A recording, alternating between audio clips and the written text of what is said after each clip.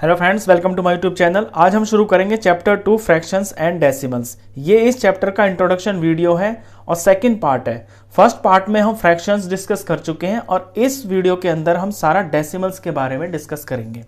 तो सबसे पहले समझते हैं कि what are decimal numbers. Decimal numbers क्या होते हैं? तो डेसिमल का मतलब होता है सिंपली पॉइंट। जैसे कोई नंबर है 7.6, तो यहाँ ये जो पॉइंट लगा हुआ है इसको हम डेसिमल बोलते हैं। डेसिमल लगता है इसकी प्लेस वैल्यू के अकॉर्डिंग। पॉइंट से जो पहला नंबर होता है लेफ्ट की तरफ, ये हमारा वंस होता है, और इधर के जो नंबर होते हैं ये टेंस हो गया, ये 100 हो गया, एंड सो ऑन। डेसिमल के बाद राइट में पहला जो नंबर होता है ये होता है टेंथ्स। टेंथ्स का मतलब होता है किसी चीज का 10वां पार्ट, यानी 1/10। इसके बाद जो नंबर आता है वो 100th बोला जाता है, यानी किसी एक यूनिट का 100th भाग, 100वां भाग। तो डेसिमल बेसिकली यही होता है। डेसिमल रिप्रेजेंट करता है किसी होल नंबर के आगे का पार्ट कितना है। लेट्स सपोज जैसे कि 1.5 लिखता हूं मैं, तो यहां ये दिखा रहा है कि 1 तो कोई चीज है जो कंप्लीट है, यानी ये पूरी है, और इसके आगे ये 0.5 दिखाता है कि ये हाफ है। तो 1.5 का मतलब हो गया 1.5, तो ये हाफ को दिखाता है, तो 1.5 ये हो गया। तो ये होते हैं हमारे डेसिमल नंबर्स। अब डेसिमल नंबर्स के अंदर सेकंड जो टॉपिक है वो ये है विच इज ग्रेटर और लेसर। यानी कोई अगर आपको दो डेसिमल नंबर्स दे रखे हैं तो उनकी पहचान कैसे की जाए कि कौन बड़ा है और कौन छोटा है। तो सबसे सिंपल पहले एग्जांपल देखते हैं। ये 9.6 लिखा हुआ है और ये 4.8 है। तो पॉइंट से इधर मैं देखता हूं यहां पे 9 है, और पॉइंट से इधर यहां पे ये 4 है, तो ये तो 1 हो गया ना। यानी ये कोई ऐसी चीज है जो 9 तो पूरी है और 9 से थोड़ा ज्यादा है, ये कोई 4 है और 4 से थोड़ा ज्यादा है। तो सिंपली यहीं से मुझे पता चल गया ये होल नंबर से कि ये 9 है और ये 4 है, तो ये चीज बड़ी है। अब इसी के अंदर एक अलग एग्जाम्पल देख लें, 0.5 और यहां पे मैं लिखता हूं 0.05। अब दिखने में ऐसा लग रहा है कि ये नंबर बड़ा है, लेकिन डेसिमल्स के अंदर नंबर की काउंटिंग से हम पता नहीं कर सकते कि कौन बड़ा है कौन छोटा है। यहां पे वंस जो है वो 0 है, 0 है, तो ये पता नहीं चल रहा कि इसमें कौन बड़ा है। पॉइंट के बाद यहां 5 है और यहां पे 0.5 है। अब इसकी पता करने का सबसे सिंपल तरीका ये होता है कि डेसिमल नंबर में जो ज्यादा है ना पॉइंट के बाद, वो आप काउंट कर लें। जैसे यहां डेसिमल के बाद ये 2 नंबर है, यहां डेसिमल के बाद सिर्फ ये 1 नंबर है, तो इस 1 नंबर को भी आप 2 नंबर बना लें। जैसे कि यहां मैं अपने पास से एक 0 लगा लेता हूं। अब डेसिमल के बाद यहां भी 2 नंबर हैं और डेसिमल के बाद यहां भी 2 नंबर है, आगे की वैल्यू सेम है। तो ये जो 2 नंबर्स है ना, मैं इन्हें कंपेयर करता हूं कि इनमें बड़ा कौन है। तो यहां तो ये 50 बन रहा है और यहां पे ये 5 बन रहा है, तो ये वैल्यू ज्यादा है। तो डेसिमल्स का जब भी आपको ग्रेटर और लेसर पता करना हो तो सिंपली पॉइंट के बाद दोनों तरफ डिजिट्स आप बराबर कर लें। एक एग्जांपल और बताता हूं, 2.623 और इधर मैं लिखता हूं 2.602। अब पहले तो मैं 1 को कंपेयर करूंगा, ये जो वंस है, वंस तो सेम है मेरा। आगे मैं देखता हूं कि पॉइंट के बाद 623 लिखा हुआ है और यहां पे 602 लिखा हुआ है, तो यहां पॉइंट के बाद ये सेम है। पॉइंट के बाद यहां भी 3 नंबर है, पॉइंट के बाद यहां भी 3 नंबर है, तो इनमें 623 बड़ा है, तो ये बड़ा होगा। तो इस तरह आप ग्रेटर और लेसर की पहचान करते हैं। चलिए नेक्स्ट टॉपिक है multiplication of decimal numbers. Decimal numbers का जब हम मल्टीप्लाई करते हैं तो किन किन बातों का ध्यान रखते हैं, ये आप ध्यान से देखना। सबसे सिंपल एग्जांपल लेते हैं। ये मैं एक डेसिमल का नंबर ले लेता हूं और इसको मल्टीप्लाई करता हूं मैं एक होल नंबर से, यानी 5 से। तो डेसिमल्स की मल्टीप्लीकेशन के अंदर सिर्फ आप ये ध्यान दें कि आपके नंबर क्या है। यहां पे ये 3 है और यहां पे ये 5 है। डेसिमल को इग्नोर कर दे थोड़ी देर के लिए, तो 3 5 हो गया है 15, तो इसका आंसर बनेगा 15। अब हमें डेसिमल भी लगाना है, तो पॉइंट के बाद यहां पे 1 नंबर है, यहां पे पॉइंट है ही नहीं, तो पॉइंट के बाद जब यहां 1 नंबर है ना, तो आंसर में आप पीछे से 1 नंबर छोड़कर यहां पे पॉइंट लगा दें। ये इसका सिंपल सा रूल होता है, आपको इस बात का ध्यान रखना है। एक एग्जांपल से और समझिए, 1.23 को मल्टीप्लाई मैं करता हूं 0.02 से। अब ये नंबर्स बड़े लग रहे हैं दिखने में, आपको लग रहा है इसकी मल्टीप्लिकेशन कितनी बड़ी होगी, लेकिन डेसिमल्स को भूल जाइए, सिर्फ नंबर पे ध्यान दीजिए। तो ये है 123 और यहां पे सिर्फ नंबर देखें तो ये 2 है। तो 123 को 2 से मल्टीप्लाई कर दीजिए। 2 3 हो गया है 6, 2 2 4 और 2 1 2, तो 246 इसका आंसर आया है। अब गिनते हैं हम डेसिमल के बाद के नंबर्स। तो यहां पे डेसिमल के बाद ये 2 नंबर है, यहां पे डेसिमल के बाद ये 2 नंबर है, टोटल हो गए हैं 4 नंबर। तो अपने आंसर में पीछे से आपको 4 नंबर छोड़ के डेसिमल लगाना है। तो 1 2 3, अब चौथा तो यहां है नहीं, तो वो हम अपने पास से लगा देंगे। 4 हो गए, यहां डेसिमल लगा देंगे। और डेसिमल को लेफ्ट साइड में कभी भी अकेला नहीं छोड़ते हैं, यहां पे 0 जरूर लगा देते हैं। तो मल्टीप्लिकेशन में आपको सीधा सीधा बस नंबर्स को मल्टीप्लाई कर दीजिए और उसके बाद डेसिमल के बाद जितने नंबर हैं उन्हें काउंट करके पीछे से उतने नंबर छोड़कर डेसिमल लगा दीजिए। अगर नंबर की कमी पड़ रही है तो अपने पास से आप 0 लगा दीजिए। चलिए, इसके बाद सीधा सा आपको डायरेक्ट मल्टीप्लिकेशन भी आता है, जैसे बाय 10, बाय 100, बाय 1000, यानी 1 के बाद आपके जीरोज हैं सारे, तो उनकी मल्टीप्लिकेशन बहुत आसान होती है। उनमें आपको ये मल्टीप्लाई करने की भी जरूरत नहीं होती है। एग्जाम्पल से समझाता हूं। 1.23 है, इसे मुझे 10 से मल्टीप्लाई करना है, तो सिंपली ये 10 टाइम्स हो जाएगा। जब ये 10 गुना बढ़ जाएगा तो ये 1.2 से 12 हो जाएगा। यानी जब भी आपका मल्टीप्लिकेशन होती है डेसिमल्स में, तो आपका डेसिमल उतने प्लेस आगे चला जाता है जितना 1 के आगे यहां 0 लग के मल्टीप्लाई हो रहा है। तो यहां 1 के आगे एक 0 है ना, तो ये डेसिमल एक स्टेप आगे चला जाएगा। तो ये नंबर तो है 123, यहां पे डेसिमल है फिलहाल, तो 10 से मल्टीप्लाई करेंगे तो यहां आ जाएगा।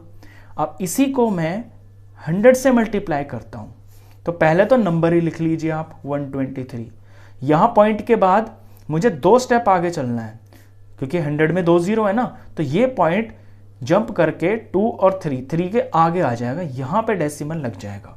अब लास्ट में आप डेसिमल लगाएं या ना लगाएं एक ही बात है, ये जो वैल्यू है ये 123 ही है। और बताता हूं, 1.23 को अगर मैं 1000 से मल्टीप्लाई करता हूं तो अब 123 तो ये नंबर है, डेसिमल मेरा मूव करेगा 3 स्टेप आगे। तो 1 हो गया, 2 हो गया और तीसरे की कमी पड़ रही है, तो अपने पास से मैं यहां 0 लगा लूंगा और यहां पे पॉइंट लगा दूंगा। अब लास्ट में पॉइंट है, लगाएं या ना लगाएं एक ही बात है, ये 1230 बन गया। और बताता हूं, 1.23 है, इसको मैं इस बार 10,000 से मल्टीप्लाई करता हूं, तो यहां पे 4 जीरोज हैं, तो नंबर है 123। नंबर तो यही आएगा। अब पॉइंट मेरे को 4 स्टेप आगे ले जाना है, तो 4 स्टेप जब मैं आगे ले जाऊंगा इसको, तो 1 स्टेप हो गया। फिलहाल यहां पे है ना 2 से पहले, तो यहां से गिनना शुरू करूंगा, मैं शुरू से नहीं करूंगा, जहां पॉइंट है यहां से शुरू करूंगा। तो 1 हो गया, 2 हो गया, 3 अपने पास से लगाऊंगा, चौथा अपने पास से लगाऊंगा और यहां पे पॉइंट लगा दूंगा। लास्ट में पॉइंट है, लगाएं या ना लगाएं एक ही बात है, ये 12300 इसकी वैल्यू हो गई है। तो सिंपली आपको मल्टीप्लिकेशन के अंदर जब भी 10, 100, 1000, 10,000 होते हैं तो अपने डेसिमल को राइट की तरफ मूव कर देना होता है। इसके बाद जो टॉपिक आता है वो है division of decimal numbers. Decimal numbers का हम डिवाइड किस तरह से करते हैं, देखिए 0.5 एक डेसिमल नंबर है, इसे मैं डिवाइड करता हूं 2 से। 2 एक होल नंबर है, आसान से शुरू करते हैं पहले। तो जब भी आपके डेसिमल नंबर्स की डिवीजन करनी हो तो सबसे पहले आप डेसिमल ही हटा लिया करें। अब यहां पॉइंट के बाद 5 है, यानी पॉइंट के बाद यहां पे 1 नंबर है, तो डेसिमल हटाने का रूल यही होता है कि पॉइंट के बाद जितने नंबर होते हैं ना, उतना नीचे आप 1 लगा के 0 लगा लें।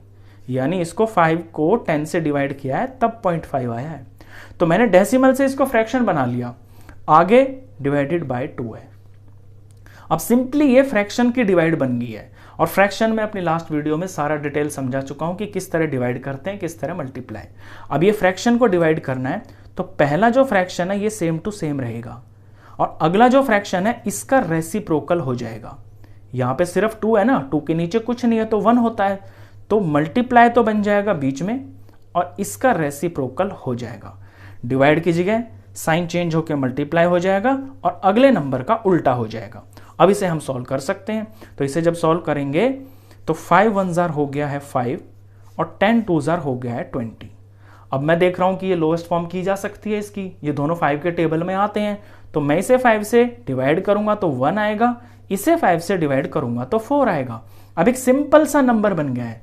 देखिए कहां से चले थे और कहां पे आ गए हैं, इतना सिंपल सा क्वेश्चन बन गया है। अब 1 को 4 से डिवाइड कर देता हूं मैं। अगर मुझे आंसर डेसिमल में पूछा जाए, वैसे मैं यहां भी छोड़ सकता हूं, लेकिन अगर आंसर डेसिमल में ही निकालना है तो फिर न्यूमरेटर को डिनोमिनेटर से हम डिवाइड कर देते हैं। अब 1 को 4 से डिवाइड करना है तो 1 तो छोटा पड़ रहा है, तो पॉइंट लगा के 0 लगा लेंगे। 4 2 जार हो गया है 8, माइनस करके 2 आ गया, क्योंकि पॉइंट लगा हुआ है तो एक 0 हम यहां पे अपने पास से लगा सकते हैं। अब ये 5 पे चला गया है, ये पूरा 20 हो गया, तो इसका आंसर आ गया है 0.25। आगे हम बिल्कुल खाली नहीं छोड़ते हैं पॉइंट को, तो यहां पे हम 0 लगा लेंगे। तो डेसिमल्स की जो डिवीजन होती है उसका पहला रूल यही है कि आप डेसिमल हटा लें। एक एग्जांपल और देखते हैं, उसमें मैं दोनों नंबर्स को डेसिमल रख लेता हूं। 0.8 की डिवाइड करनी है 0.25 से। अब यहां 0.8 है तो मैं 8 बना लूंगा इसको, और पॉइंट के बाद एक नंबर है ना, तो नीचे एक 0 लगा लूंगा 1 के साथ में, डिवाइडेड बाय यहां पे नंबर है 25, तो मैं ऊपर 25 लिख लूंगा, और क्योंकि पॉइंट के बाद 2 नंबर है तो नीचे 1 और ये 2 0 लगा लूंगा। अब अपना फ्रैक्शन का डिवीजन वाला रूल मैं लगा दूंगा यहां पे कि पहला फ्रैक्शन एज इट इज रहेगा सेम टू सेम, और डिवाइड का मल्टीप्लाई बन जाएगा, और आगे वाला जो फ्रैक्शन है ये इनवर्स हो जाएगा, यानी उल्टा हो जाएगा, ऊपर का नीचे नीचे का ऊपर। ये हो गया। अब इसको मैं मल्टीप्लाई कर दूंगा। मल्टीप्लाई में आप यहीं से इसको काट सकते हैं सिंपली। 10 और 100 मुझे कटता हुआ दिखाई दे रहा है, तो 10 1 जार 10 हो गया और 10 10 जार हो गया 100। यहां पे 10 और 25 कट रहे हैं 5 के टेबल में, ये 5 2 पे आता है और ये 5 5 जार पे आता है। अब ऊपर नीचे कुछ कट नहीं रहा, यहां 8 × 2 हो गया, 8 2 जार होता है 16, और 6 ये 5 1 जार हो गया है 5। इतना सिंपल सा नंबर बन गया है।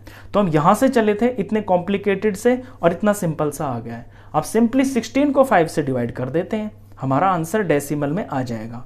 16 को 5 से डिवाइड करेंगे तो 5 3 जार हो गया है 15, माइनस करके 1 आ गया, और पॉइंट लगा के हम यहाँ 0 लगा लेंगे, और ये 2 पे चला गया, 5 2 जार 10। अगर आपसे पूछा जाए कि डेसिमल में ही आप आंसर लिखिए, तो फिर जो लास्ट में फ्रैक्शन आता है उसको आपको डिवाइड करना होता है। तो इसका आंसर आ गया है 3.2। तो डिवीजन इतनी आसान होती है, सिंपल रूल है, डेसिमल्स को हटा के फ्रैक्शन बना लीजिए, और फ्रैक्शन वाला तरीका जो मल्टीप्लाई का होता है वो आप लगा दीजिए। अब जो इसमें लास्ट टॉपिक है वो है कन्वर्जन। कन्वर्जन का मतलब होता है किसी एक यूनिट को दूसरी यूनिट के अंदर कन्वर्ट कर देना। एग्जाम्पल से समझाता हूं।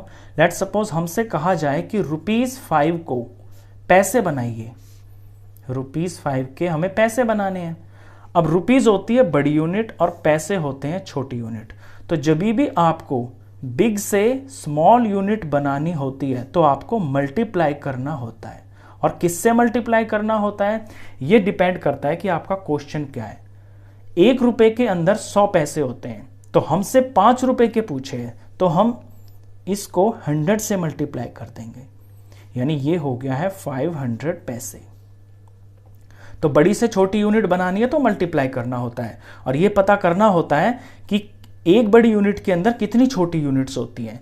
यहां पे क्या था कि ₹1 के अंदर ₹1 के अंदर 100 पैसे होते हैं, तो इसलिए मैंने इसको 100 से मल्टीप्लाई किया। अब आते हैं कि छोटी से अगर बड़ी यूनिट बनानी हो तो क्या करेंगे। मान लीजिए यहां पे 5 पैसे दे रखे होते मेरे को, और पैसे से मुझे बनाने होते रुपीज बनाने होते, तो उल्टा होता है, फिर डिवाइड होगा। अब यहां देखेंगे कि पैसे में, यानी कि ये रुपीज और पैसे दे रखे हैं ना, तो ₹1 में कितने पैसे होते हैं, ₹1 में 100 पैसे होते हैं। तो पैसे को अगर रुपीज बनाना है तो इसको 100 से ही डिवाइड करना पड़ेगा। तो 5 को जब मैं 100 से डिवाइड कर दूंगा तो ये रुपीज बन जाएगा। अब डेसिमल का रूल सिंपल सा है कि नीचे जितने जीरोस होते हैं ये डिवाइड ही तो हो गया। अभी मैंने आपको पीछे डिवाइड सिखाया ना कि जब हम डिवाइड करते हैं 10 से या 100 से या 1000 से तो उतने स्टेप डेसिमल लेफ्ट में चला जाता है। यहां आप कहेंगे कि यहां तो डेसिमल है ही नहीं, तो मैं बता दूं कि यहां पे डेसिमल है, क्योंकि जब कहीं डेसिमल नहीं होता तो वो वंस के बाद होता है। अभी फिलहाल यहां पे है डेसिमल। जब इसे मूव करेंगे तो ये 2 स्टेप इधर मूव करेगा, यानी अभी यहां पे है तो 1 स्टेप और ये 2 स्टेप अपने पास से लगा लेंगे अगर कम पड़ रहा है तो ये पॉइंट, और ये हम 0 अपने पास से लगाएंगे। डेसिमल को कभी खाली नहीं छोड़ते हैं। तो ये जो 0.05 आया है ये बन गया है आपका रुपीस। तो जब छोटी यूनिट से बड़ी यूनिट बनानी होती है तो आपको डिवाइड करना होता है। एक एग्जांपल और बताता हूं मैं आपको। मान लीजिए ये है मेरे पास 265 ग्राम। अब ग्राम के मुझे बनाने हैं किलोग्राम। अब पहले तो मुझे ये पता होना चाहिए कि 1 किलोग्राम के अंदर कितने ग्राम्स होते हैं। तो 1 किलोग्राम के अंदर होते हैं 1000 ग्राम्स, और यहां मैं छोटी यूनिट को बड़ी यूनिट बना रहा हूं तो मुझे डिवाइड करना होगा। तो इस 265 को मैं 1000 से डिवाइड करूंगा। तो अब ये केजी बन गया है। अब इसमें मैं डेसिमल फॉर्म अगर लिखूंगा इसको तो पीछे से 3 नंबर छोड़ के लेफ्ट की तरफ डेसिमल लगाऊंगा। अभी ये 265 तो 1, 2 और 3 और यहां पॉइंट लगेगा और ये हो गया है ग्राम। जब आपके क्वेश्चंस आएंगे एक्सरसाइज में तो मैं आपको और डिटेल में बताऊंगा। अभी के लिए सिंपल आपको यही समझना है कि बड़ी से अगर छोटी यूनिट बनानी है तो आपको मल्टीप्लाई करना है, और छोटी से बड़ी यूनिट बनानी है तो आपको डिवाइड करना होता है। उसके अकॉर्डिंग डेसिमल लगा देते हैं। तो ये तो था आपका डेसिमल का इंट्रोडक्शन। इससे अलग और डेसिमल्स के अंदर कोई भी नई चीज नहीं है। तो आई होप आपको अच्छे से समझ में आया होगा ये। तो इस वीडियो में बस इतना ही। क्वेश्चंस के लिए मिलते हैं फिर नेक्स्ट वीडियो में। तब तक के लिए गुड बाय।